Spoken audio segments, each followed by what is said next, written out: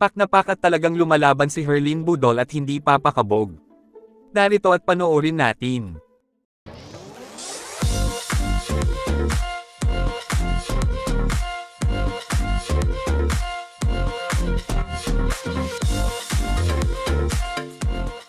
Dahil nga sa nalalapit na ang Miss Universe 2023 competition na gaganapin sa El Salvador sa November 18, at ang panlaban nga ng ating bansa ay walang iba kundi si Michelle Marquez D, na kung saan nga ay madami ang excited sa kung ano ang ipapakita ni Michelle D sa Miss Universe stage.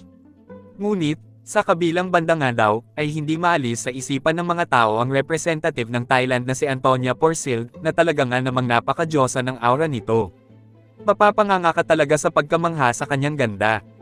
At talaga namang, ngayon pa nga lamang daw, ay paniguradong pasok sa top 10 o top 5 ang Miss Universe Thailand.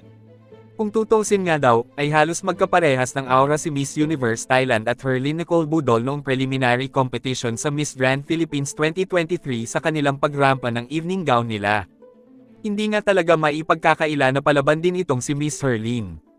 At may laban talaga, lalo na pagdating sa pasarela, ay kayang-kaya nga niyang dalhin ang kanyang sarili.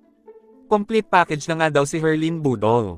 At ang kanyang di umano'y pagtutuunan na lang ng pansin, ay ang kanyang communication skills. Dahil lahat naman ay kayang aralin at mapag-aaralan. Bata pa naman si Herlyn Budol at malay nga natin, na kung sa pasarela niya nga ay nagulat tayo, baka pagdating nga daw ng panahon ay maging sa kanyang communication skills ay mapapatulala tayo sa husay at galing niya. Wala naman daw imposible. Kapag gusto, ay madami naman daw paraan at lahat naman daw ay kayang pag-aralan. Kayo, nakikita nyo din ba ang aura ni Miss Universe Thailand 2023 na si Antonia Porcil kay Miss Herlyn Nicole Budol?